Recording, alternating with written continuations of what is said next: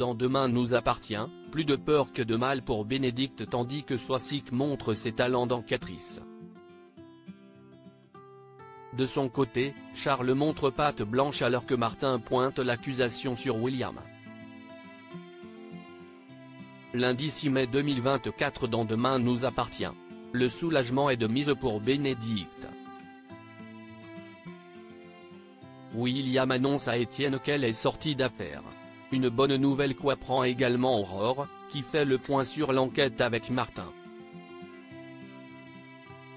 À ce moment-là, Damien, Adrien Robe, bientôt dans Danse avec les stars, vient apporter les analyses sanguines de la kiné. Il s'avère que la femme avait ingéré des barbituriques. La femme de William ne croit pas à la tentative de suicide. Pour elle, il ne peut s'agir que d'une erreur de traitement. De son côté, Manon, dont la vie va bientôt changer, fait un pas.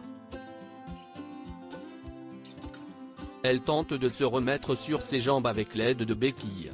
Mais, cette tentative est un échec. Aaron lui repropose de voir un psychologue. Pour le médecin, la jeune femme somatise, mais elle refuse la proposition.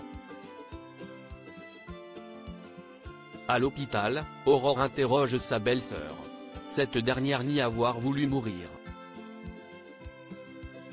La flic cherche une explication, qu'elle pourrait finir par avoir avec Victoire. Lui demandant si quelqu'un a pu s'introduire dans la chambre, l'ancienne compagne de Georges avoue avoir laissé entrer Luna.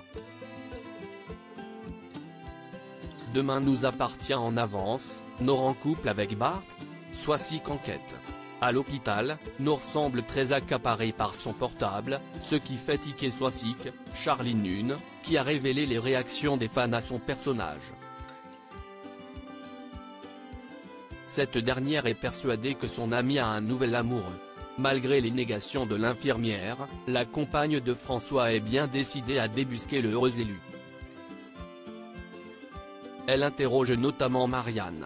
Celle-ci pense que la bonne humeur de la femme est juste due à son futur voyage aux États-Unis pour voir Judith. Mais, la femme de Renaud se laisse convaincre.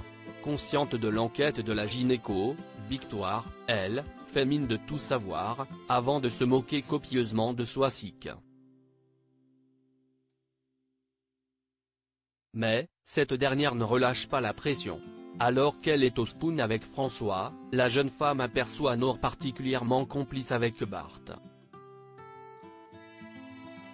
Elle semble enfin convaincue d'avoir trouvé l'heureuse élu. Demain nous appartient en avance, Bruno déménage chez les Moreno, Charles fait des révélations fracassantes au petit matin, sur la plage, Sylvain vient à la rencontre de Bruno. Le mari de Christelle explique être au courant de sa situation par Nathan et ne comprend pas pourquoi son ami ne lui a pas parlé avant. Après maintes négociations, le père de Nathan accepte de venir vivre chez Sylvain et Christelle. Profitant de la piscine, le pote d'Alex semble rapidement se faire à sa nouvelle vie.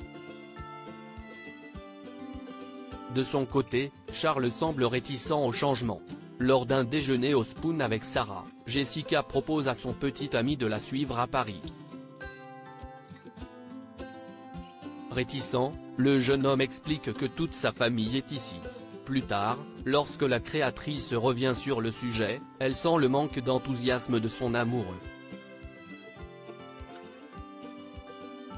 Il explique alors lui avoir menti, et avoir volé la cagnotte du défilé. Jessica reste bouche bée. Demain nous appartient en avance, Martin accuse William, Aurore craque. Pour Étienne prêt à tout pour sauver sa femme, et Dorian, ça s'accélère. Le CPE explique à son fils qu'avec l'argent de la montre ils ont désormais la somme requise pour la cavale de Bénédicte. Mais Luna apporte une mauvaise nouvelle. Elle est convoquée par Aurore.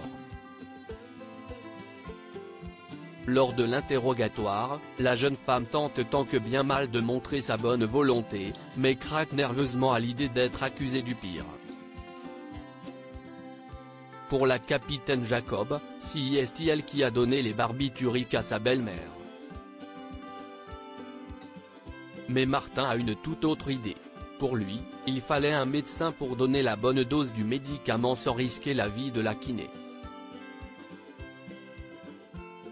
Il pointe alors William. Entre la paralysie de Manon, et l'accusation contre son mari, Aurore est à bout et s'emporte au propos de son collègue. S'emportant, elle décharge sa colère sur son bureau.